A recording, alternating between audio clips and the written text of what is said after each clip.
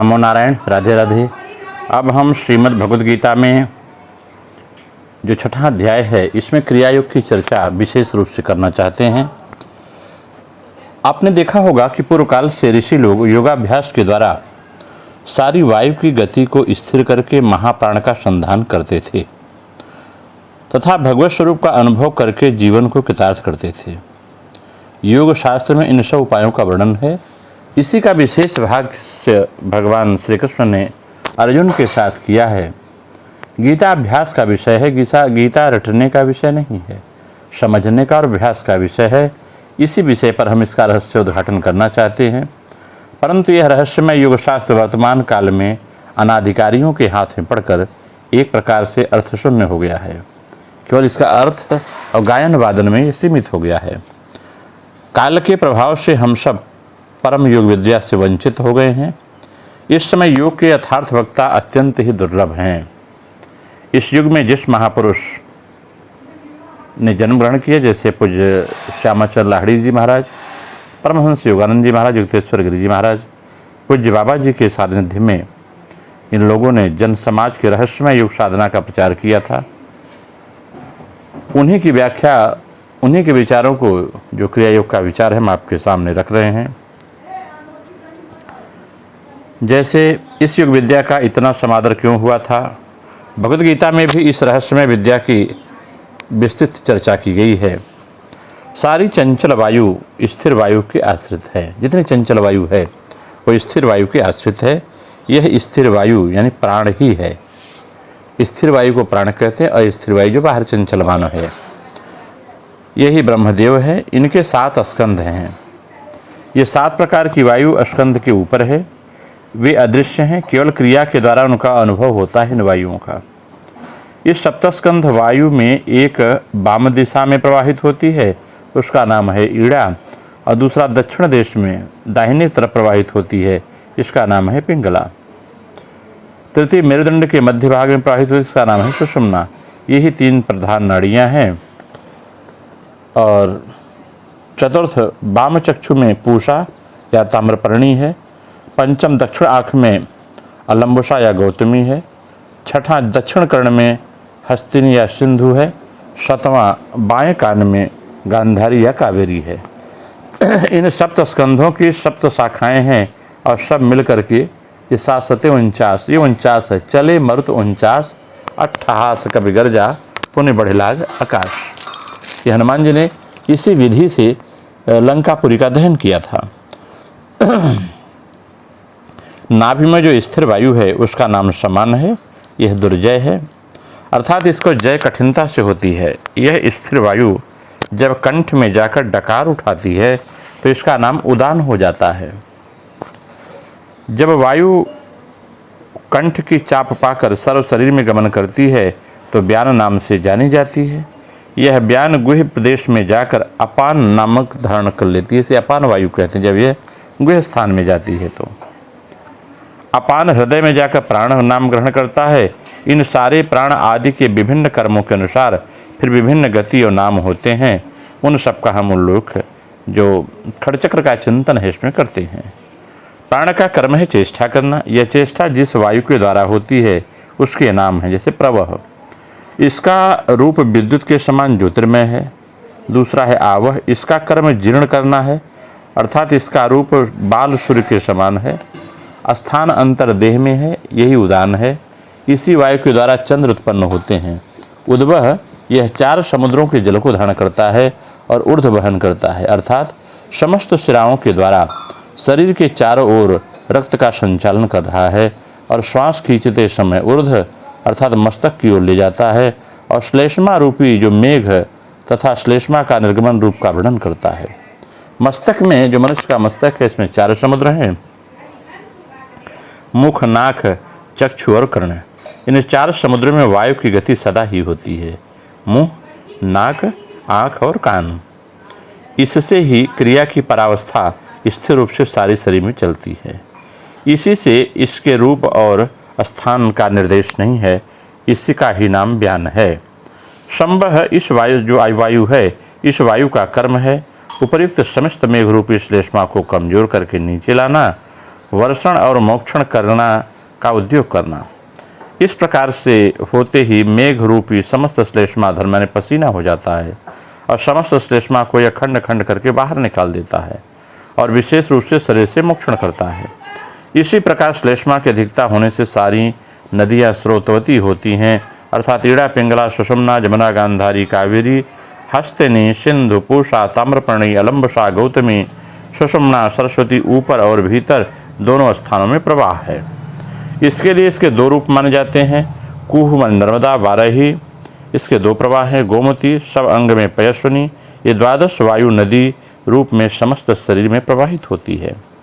इन सारी वायु की गति के द्वारा समस्त जीव जीवित हैं। ये सारी वायु जिसके द्वारा मस्तक में जा रही है वे हैं पंचभूत। वह रथ रूपी शरीर अपान वायु अर्थात उत्तम प्राणायाम के द्वारा ऊर्ध्व गति को प्राप्त होता है। अपान वायु के द्वारा ही गिरिमर्दन होता है, अर्थात वह मूलाधार से ब्रह्म पर्यंत जाकर मस्तक फाड़कर चली जाती है। इसी प्रकार से योगियों की मृत्यु होती है जो मस्तक को फाड़ देते हैं। भूकंप के समय जैसे पर्वत गिरते हैं उसी प्रकार योगियों की मृत्यु के समय शरीर त्याग होता है। विवह, इस वायु के व्यतिक्रम से सब रोग उत्पन्न होते हैं। अगर विवह वायु आपके शरीर में व्यतिक्रम हो गई तो सारे रोग उत्पन्न होते हैं। इसके रूखेपन से रजोगुण तथा क्रोध उत्पन्न होता है। इस समान वायु के साथ यदि मेघ रूपी श्लेष्मा का योग होता है तब वह मृत्यु और दारुण उत्पात का संचार करता है और आकाश में मिल जाता है। आगे है परिवह वायु की चर्चा करते हैं। इस वायु के द्वारा सब आकाशमय हो जाता है, जल चलता है, पक्षी उड़ता है और इसके द्वारा ही ईड़ा नाड़ी स्थिर रहती है। दूर से इसके द्वारा हत होता है कि सूर्य की रश्मि होती है जिसकी अनंत किरणों से वसुंधरा प्रकाशमान होती है। इसके द्वारा चंद्र की पूर्णता और कला की वसुंधरा शीतल होती है। जो श्रेष्ठ है इस वायु का हम जप करते हैं। परावह वायु जो है यह वायु सारे प्राणियों का भरण पोषण करती है और मृत्यु के काल में यह बाहर हो जाती है। इसी के द्वारा जीवन और मृत्यु होती है, उसका नाम है परावह वायु। श्वास प्रश्वास श्वसन में वायु के द्वारा चलता है, परंतु कूटस्थ के शरीर में रहने से ही सारी वायु कार्य करती है। पृष्ठ दृश्य नामक वायु अदृश्य गति से त्वचा में रहती है, इसके द्वारा ही त्वचा में स्पर्श शक्ति आती है। शीत, उष्ण, कठिन, गर्म ये सब स्पर्श द्वारा अनुभूत होते हैं। नासिका में गंधवाह नामक वायु है, इस वायु के प्रभाव से गंध का ज्ञान होता है। वाह नामक वायु उस गंधबोध को कुछ समय धारण करके चलाती है और उसके लिए नियुक्त रहती है। यह प्रवाह कुछ देर तक रहने पर भोगिकांत नामक वायु की गति के द्वारा इस गंध की पुनः प्राप्ति की कामना होती है। श्वसनी वायु के द्वारा महाबली पराक्रांत आकर्षण का जीव को अनुभव होता है। जीव के सारे कर्म इस प्रवाह शक्ति के द्वारा ही संपन्न होते हैं। क्रिया के द्वारा इच्छा रहित हुए बिना इस महाबली जो सबसे बलपूर्वक अनावश्यक सारे कर्म करा रहा है उससे मुक्त होने का कोई उपाय नहीं है। इच्छा रहित न होने से ही क्लेश भोग होता है। भोगकांत वायु के कारण सभी इस क्लेश को सहन करते हैं। यह भोगकांत ही प्राण है, इसी का नाम ईड़ा है। इसका रूप विद्युत के समान है, स्थान हृदय से भूमध्य पर्यंत है। इसको वायु प्रवाह भी कहते हैं। इस प्रवाह के भीतर सभी पड़े हुए हैं, यही वायु सबके हृदय में कर्ता होकर बैठी है। इसकी उत्पत्ति आकाश से होती है। आकाश की उत्पत्ति कूटस्थ ब्रह्म से होती है। कूटस्थ ब्रह्म ही गुरु है जो आज्ञा चक्र पर, ये जो रीढ़ का ज्वाइंट है यहाँ पर विराजमान है। कूटस्थ ब्रह्म ही गुरु है। आकाश गुरुपुत्र है और ईड़ा पौत्र है। ये पौत्र पर्यंत गुरुवत मान्य है। गुरु प्रत्यक्ष ब्रह्म है। श्रुत में लिखा है वायु त्वं प्रत्यक्षम ब्रह्मासि। यही कर्ता होकर सब कर्मों की चेष्टा करी था। त्वचा आध्यात्म बनकर ऐसी चेष्टा कर रही है कि सारे स्पर्शों को भोग सके। गुरु उपदेश के द्वारा इस साधना को करने पर स्वप्रकाश स्वरूप अधिदेवत पुरुष प्राप्त होता है। इसी की ज्योति से चक्षु द्वारा रूप का, कर्ण द्वारा शब्द का, जिह्वा द्वारा शब्द समूह के निर्गमन तथा मधुर आदर्श का अनुभव होता है। इसके विकार से ही सब रोगों की उत्पत्ति होती है। कर्ता के विकार से प्रजा में विकार, उसमें क्लेश उत्पन्न होता है। यह जब जब देह में है तभी तक मनुष्य को आयु और बल है। यही विश्व जगत में है और कूटस्थ से उत्पन्न हुई है। इसी का नाम है जीव ईश। इस लिंग में विष्णु और गुह में ब्रह्मा नाम धारण करने से सब लोकों में रहती है। यह जगत में है, इसके नाश से सारी इंद्रियों का नाश हो जाता है। यह अपान वायु के द्वारा आकर्षित हो रही है। अपान का दूसरा नाम पिंगला है। इसकी गति नीचे की ओर अर्थात नाभि से गुह पर्यंत होती है। जीर्ण करना हो, वामनासिका द्वारा प्राणायाम करने पर शीघ्र जीर्ण हो जाता है। यही शंबह और समीर नाम से विख्यात है। इससे ज़्यादा समय अगर हम सूर्य नाड़ी से लेते हैं दाहिनी नासिका से तो जीवन बढ़ता है, और बाईं नासिका से लेने पर रोग उत्पन्न होते हैं और धीरे धीरे जड़ता शरीर में आती है, बुढ़ापा आता है। उसी प्रकार गुरुवाक्य के द्वारा कुलकुंडलनी जो मूलाधार में है उसको सम्यक प्रकार से जागृत करने पर मूलाधार से ब्रह्म पर्यंत स्थिर रखना होता है। यह स्थिर पद मनुष्य को मोह निद्रा से जगाता है। इस स्थिर वायु का नाम अजगत प्राण है। जगत शब्द में गति, अशब्द में नहीं, अर्थात अनंत स्थिति। प्राण जो ऊपर है वह अपान स्थिति में आता है। क्रिया करने पर वह अपने आप स्थिर हो जाता है। जिस प्रकार चुंबक पत्थर में लोहा स्पर्श करने पर लोहा चुंबकत्व का गुण धारण करता है, उसी प्रकार प्राण के कर्म श्वास प्रश्वास स्थिर हो जाते हैं। विपरीत गमन आदि की इच्छा नहीं होती। क्रिया की परावस्था में रहने पर कोई वस्तु स्पर्श नहीं होता। नाक के समीप कोई स्पर्श होने पर भी उसको गंध ग्रहण की इच्छा नहीं होती। इसी प्रकार के निवृत्ति उपाय योगियों के पास सहज ही क्रिया के द्वारा प्राप्त होता है। इस निवृत्ति के द्वारा ब्रह्म में स्थिति होती है। जो क्रिया नहीं करते उनकी ब्रह्म में कभी स्थिति नहीं होती है। केवल वाचन पूजन से स्थिति नहीं बनती है। ब्रह्म स्थिति न होने कारण प्राणनाशिका के द्वारा कूटस्थ में स्थिर होकर छिन्न देश में अर्थात योनि में आकर जन्म ग्रहण करता है। इस बद्धावस्था में कुछ दिन रहते रहते किसी दोष अथवा अधिक कर्म करने से उसके वेग का ह्रास होता है। वेग का ह्रास होने से इंद्रियां शिथिल हो जाती हैं अथवा एक बारगी उनकी क्रिया का अवरोध हो जाता है। तब अपान की आकर्षण शक्ति न होने से प्राण किसी न किसी द्वार के द्वारा बाहर निकल जाता है और मृत्यु हो जाती है। बसंत ऋतु के अवसान में कोकिल, भ्रमर और नव पल्लव इत्यादि का अभाव हो जाता है। उसी प्रकार प्राण के अभाव में तेज का एक अष्टांश और तेज के एक अष्टांश के अभाव से जल का एक अष्टमांश अंतर्हित हो जाता है। जल के एक अष्टमांश के अभाव में मृतिका का एक अष्टमांश अंतर्निहित हो जाने पर वे सब व्योम अर्थात कूटस्थ में जाकर मिल जाते हैं, अर्थात जहाँ से आए थे वहीं चले जाते हैं, वहीं हो जाते हैं। इसी प्रकार साधक कहना है, मरने के बाद या छिले भाई ताई हवे, यानी तुम जो थे वही होंगे। जो कुल कुंडलनी है, जो रीढ़ के अंदर विद्यमान है, वह त्रिबलय आकृति में है। उसकी अर्धमात्रा स्थिर अर्थात अमर है। अपरार्थ जो है चंचल है। यह चंचल भाव अपनी शिथिलता के स्थान से हट जाने के कारण फिर नाभि पर्यंत आ जा नहीं सकता। इसी से प्राण को भी स्थानच्युत होना पड़ता है। स्थिरार्ध जो है वो मूल मणिपुर में स्वाधिष्ठान में मूलाधार में रहता है, उसका नाश नहीं होता। और चंचलार्थ को क्रिया द्वारा स्थिर करने पर फिर प्राण को स्थानच्युत नहीं होना पड़ता। स्थानच्युत न होने से मृत्यु भी नहीं होती। स्थानच्युत होने की कोई इच्छा नहीं करता। इसी कारण हृदय को अनाहत कहते हैं। प्राण के विकार से अनन्य वायुओं का विकार होता है। इस प्राण की स्थिति ईश्वर के रूप में हृदय में रहती है। मूल यदि दृढ़ न हो तो वृक्ष किसी प्रकार खड़ा नहीं रह सकता। वायु रबड़ के समान स्थित स्थापक होता है।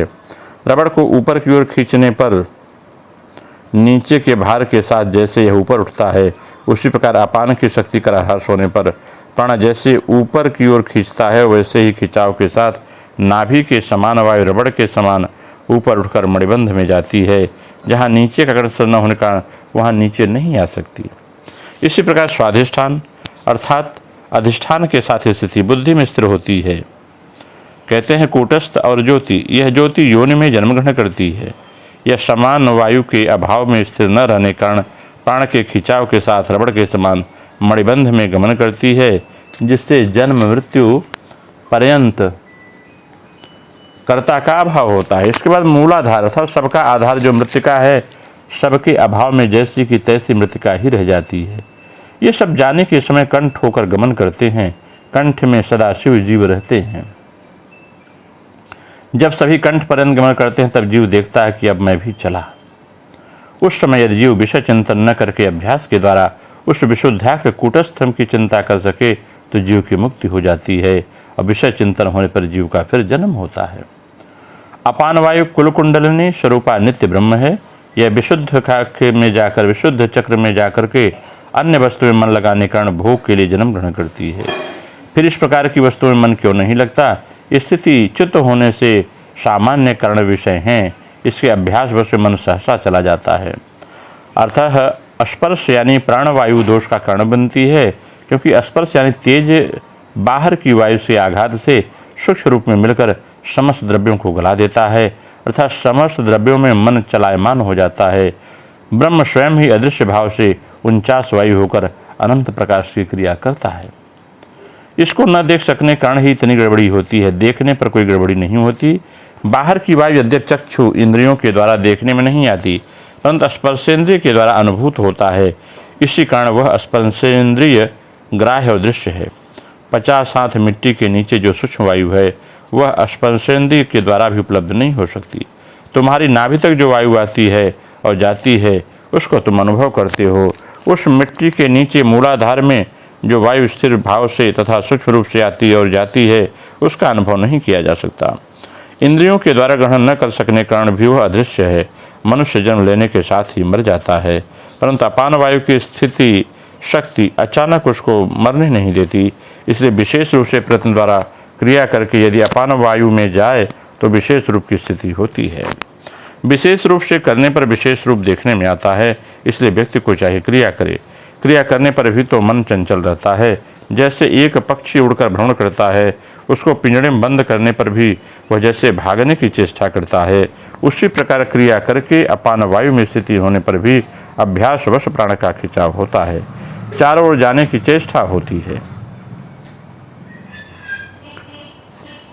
चारों ओर जानते समय कांपता रहता है। इसी कारण वायु का एक नाम प्रकंपन है।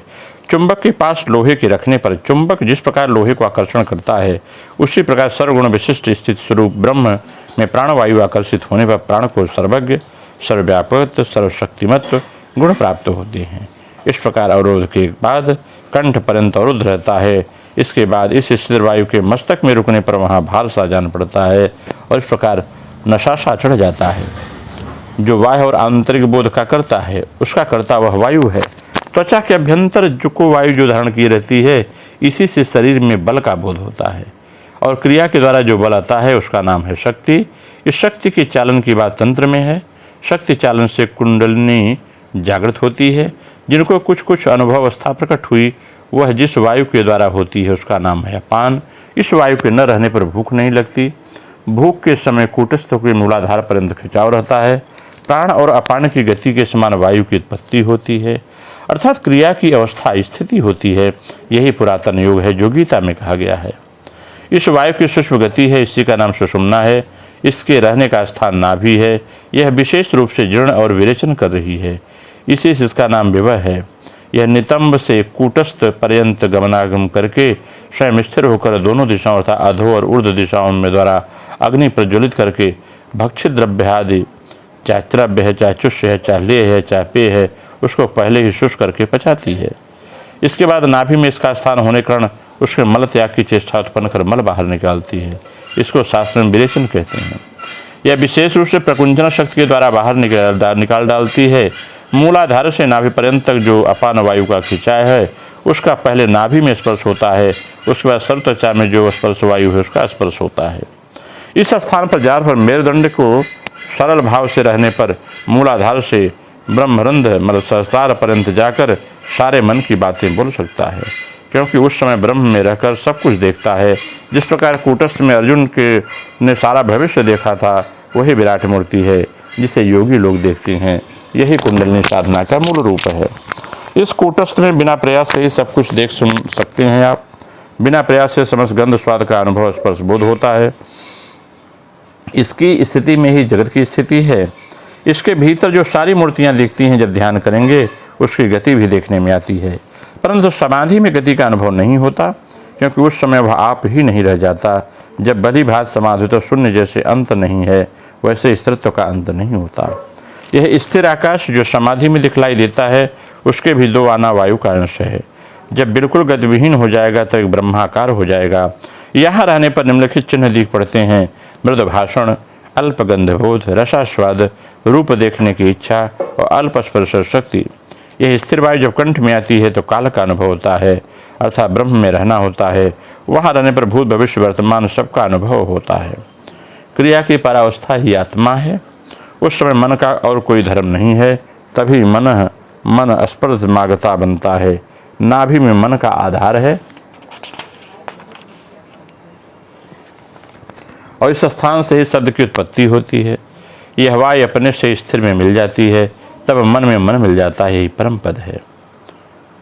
समान वायु, इस वायु में रह जो समान वायु की चर्चा हम करते हैं, इस वायु में रहने पर सदा समान अवस्था रहती है।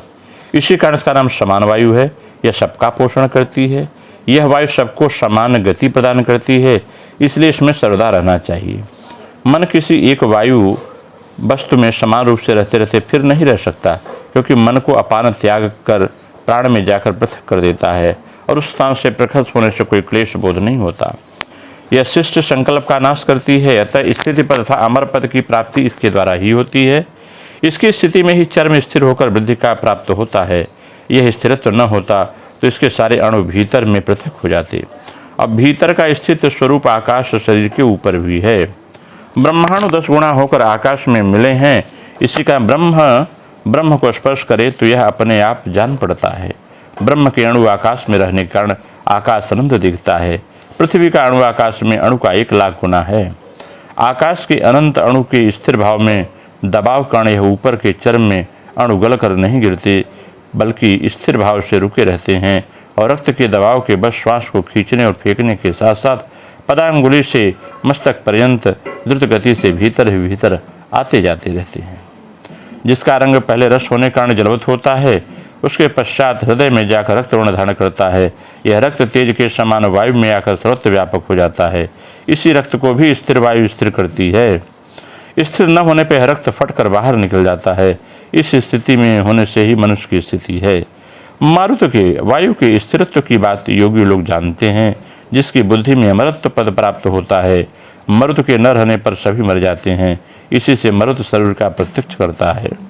वायुतम प्रत्यक्षम ब्रह्मासि, जिसने सृष्टि की है ईश्वर, वह सबके हृदय में स्थिर रूप से विराजमान है।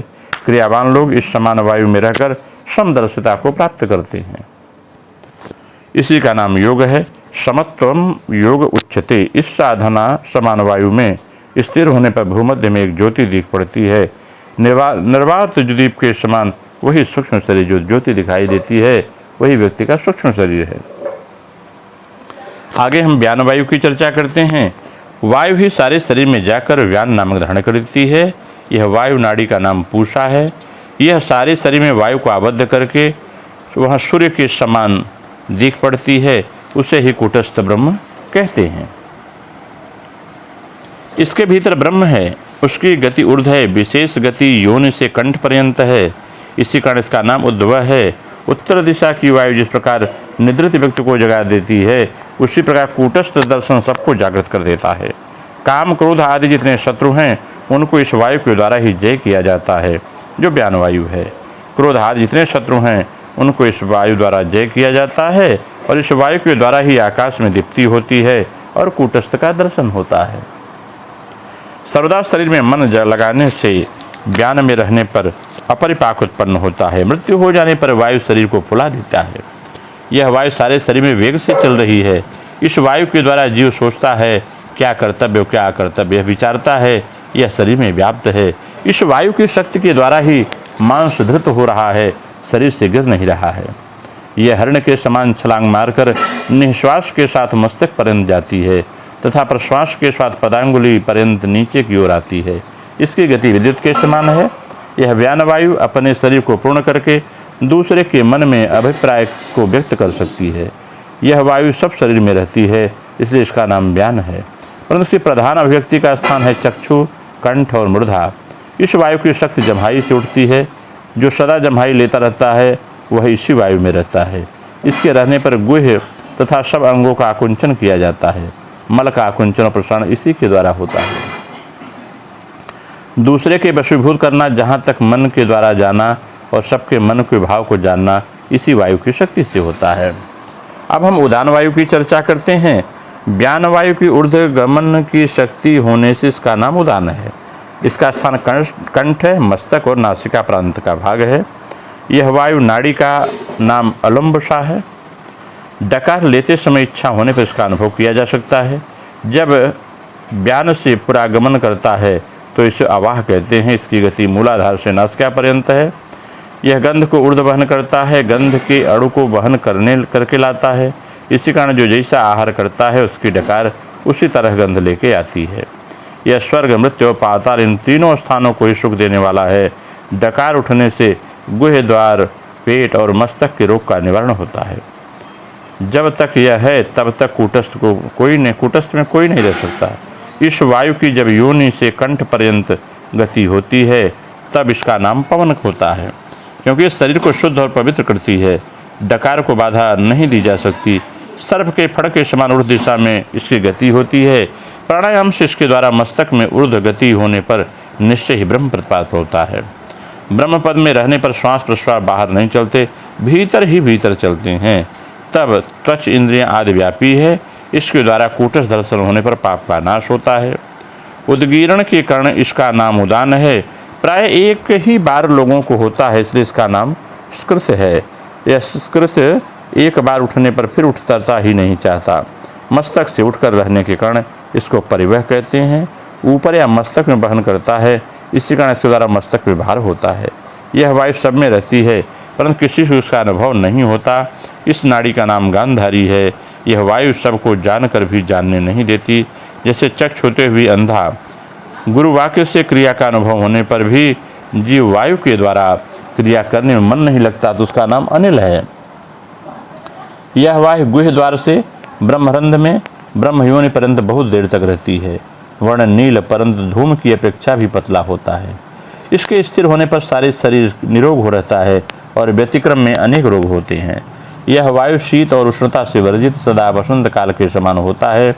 यह भीतर ही भीतर सर्वदा रहती है, इसका कोई जय नहीं कर सकता। इसका एक और नाम समीरण है। जैसे पश्चिम की हवा शीतल और स्वास्थ्यप्रद होती है, यह वायु भी वैसी ही होती है। इसका एक और नाम सुषेण है, अर्थात शीघ्रतापूर्वक सब वस्तुओं का अर्थ ग्रहण करती है। जैसे बाज पक्षी दूसरे पक्षियों को पढ़ता है, उसी प्रकार यह ब्रह्म में रहकर सूक्ष्म वस्तुओं का अनुभव करता है। इसके स्थिर भाव प्राप्त होता है तब श्वास कम और प्रश्वास अधिक होता है। जब यह स्थिर वायु न होती तो प्रश्वास ही न होता, क्योंकि श्वास के ऊपर जाकर स्थिर वायु के प्रतिघात के नीचे आने का नाम प्रश्वास है। सुखेण वायु में अच्छी तरह से रहने से शीत उष्ण का बोध नहीं होता। इस वायु के रहने पर बहुत दूर की वस्तु देखने में आती है। इसी कारण क्रिया करने पर साधक भविष्यवक्ता होता है। भूतकाल के विषय को भी देख सकता है। जब भूत भविष्य दोनों को देख लिया तब वर्तमान विषय में देखने की क्या बात है। इस कारण इस वायु का नाम प्रसदित अर्थात दूरदृष्टि कहा गया है। जो क्रिया नहीं करता उसको वायु के विषय में समझने की क्षमता नहीं होती। इसका और एक नाम सुखाश है, अर्थात इस वायु में या ब्रह्म में रहने से विशेष सुख होता है। यह सुखदाता है। इसमें जितना ही रहोगे उतना ही सुख मिलेगा और जिस प्रकार क्रिया करेगा उसको उसी प्रकार सुखामय होगा। इस वायु में रहकर देवताओं के देवता महादेव त्रिनेत्र हो गए। इस वायु के द्वारा आकाश में गमन कर सकते हैं आप, तथा दूसरों की बन की बात भी कह सकते हैं। इसी कारण इसका एक और नाम विहग है। इसको उड्डीयान वायु भी कहते हैं। इस वायु के द्वारा शुष्क शरीर से उड़ सकते हैं, आप शुष्क शरीर में उड़ सकते हैं। इसका एक और नाम है ऋतवाह। ऋत माने ब्रह्म और वाह माने श्रोत, अर्थात ब्रह्म में रहकर परमानंद को प्राप्त करते हुए अपने आप सारी वस्तुओं का अनुभव होता है। इसका एक और नाम है नभस्वर, अर्थात नभ माने आकाश स्वर यानी बाहर होता है। इस शब्द का अनुभव होने पर परब्रह्म रहकर दूसरों की बात दूर से सुनी जाती है। नाना प्रकार के शब्द सुने जाते हैं। उसमें मुख्य 10 प्रकार के शब्द हैं। जैसे भृंगी कीट का शब्द सुनाई देता है, वेणु का वीणा का शब्द, घंटानाद, कांसा जिसे पीड़ते हैं, दृढ़ घंटा, शंख, मृदंग, मेघ, सिंह। परंतु ये सारे शब्द बहुत देर तक नहीं रहते। स्थिर वायु ही प्राण है। इसके द्वारा है निमेषोन्मेष होता है। यह स्थिर वायु ही शरीर से बाहर निकलती है। इसका एक और नाम त्रिशक है, अर्थात तीनों स्थानों पर इंद्रत्व या राजत्व करती है। सत्य गुण में ऊर्ध्वगुण का कारण नित्य ब्रह्मानंद का भोग करती है। रजोगुण में रागान्वित होकर अनित्य सुख भोगती है और तमोगुण में आवृत होकर अधोगमन करते हुए अनित्य दुखवत नरक हो जाती है। यह वायु जहाँ रहेगी वहीं का फल देगी। यह स्थिरत्व में गमन करते हुए हस्तिनी नाम की नाड़ी परावह नाम धारण करती है, जो मातृश्वा है तथा जगत माता है। जगत को अण रूप में धारण किए हुए है। सत्य ब्रह्म है, रहने के कारण सत्यजित नाम से प्रसिद्ध है। अर्थात ब्रह्म में रहकर ब्रह्म के अणु का अनुगामी होने पर अपने आप सब वस्तुओं का अनुभव होता है। जो चलायमान जगत का प्राण है वह स्थिर पद या ब्रह्म है, उसे ही अमृतम ब्रह्मम कहते हैं। इसको ही जानना चाहिए, इसी का ही नाम पवमान है, इसे लोकों में वेद कहते हैं। यही क्रिया की परावस्था है, इसका ही एक और नाम ऋतजित है। ब्रह्म में रहने पर जब भी देखने में नहीं आता अर्थात सर्वे ब्रह्ममयम जगत हो जाता है, तो यही अव्यक्त पद कहलाता है। यही स्थिर वायु में रहकर गमनागमन करता है, परंतु अपने आप में रहे बिना इसका बोध नहीं होता। यह प्राण रूप कूटस्थ में रहकर इच्छुक होकर चित्त को चलायमान करता है। स्थिरत्व में सदा रहने पर फिर इच्छा नहीं होती, उसे समाधि कहते हैं। इस इच्छा से ही सृष्टि होती है, यही वायु की ही धाता बनती है, यही सारी इच्छाओं को हरण करती है, इसी कारण इसका नाम हरि है। इसमें रहने से ही मोक्ष होता, अर्थात ब्रह्म के सिवा अन्य दिशा में मन नहीं जाता। ब्रह्म के अतिरिक्त और सबका अंत है, यह सबका तथा अंत काल मित्र होता है, अंत काल मित्र होता है। इसको स्मरण करने पर मरने पर परम गति प्राप्त होती है, यही संसार का सार है। इसी वायु में सबकी उत्पत्ति है, यह नित्य है, सदा रहता है, इसमें भी पुरुषोत्तम का वास है, यही सबसे बड़ा भाव है। अणु स्वरूप में विश्वेश्वर है, अनंत है, सर्वव्यापी है और विभिन्न रूपों में मित है, अतएव वायु प्रत्यक्ष ब्रह्म है। उपयुक्त समस्त वायु की एकता 6 चक्रों के साथ है, जितनी हमने चर्चा की। मूलाधार, स्वाधिष्ठान, मणिपुर, अनाहत, विशुद्ध आज्ञा और सहस्त्रार। तो मूलाधार में 4 पद्म हैं, इसमें 4 वायु है। लिंग मूल में 6 हैं, मणिपुर में 8 हैं, हृदय में 12 हैं, कंठ में 16 हैं, आज्ञा चक्र में 3 हैं। ब्रह्मा, विष्णु, महेश, चंद्र, सूर्य, अग्नि, ये 6 देवता अपनी शक्ति के साथ 49 देवता होते हैं। जैसे मूलाधार में ब्रह्मा, गणेश, जगद्धात्री, सरस्वती हैं, इसी प्रकार प्रत्येक चक्र में प्रत्येक दल में देवता हैं, वे भी 49 हैं। इस शरीर में विराजमान इन देवताओं के विषय में तंत्र में विशेष रूप से लिखा गया है। समस्त वायु जैसे अंतर जगत में है, वैसे ही बहिर् जगत में भी है। इसी कारण मन और शरीर साथ बहिर् जगत का इतना निकट संबंध है, इसलिए मेघाच्छन्न दिवस में शरीर और मन उत्साहीन हो जाता है। सारे जीव के सब रोग वायु के विकार से होते हैं। जिस वायु के विकार से जिस रोग की उत्पत्ति होती है, उसी वायु को संभाव रखने पर ही रोग का शमन होता है, आरोग्य प्राप्त होता है। इसी कारण बाहर की वस्तु द्वारा रोग दूर होता है, क्योंकि उस वस्तु में भीतर की वायु का वैषम्य होता है। इस प्रकार से आयुर्वेद में भी इसकी चर्चा है। ये क्रियायोग का मूल सार है। इसी वायु को जो अपने बस में कर लेता है, वही ब्रह्मत्व अमृत को प्राप्त करता है। नमो नारायण, राधे राधे, आप सबका मंगल हो।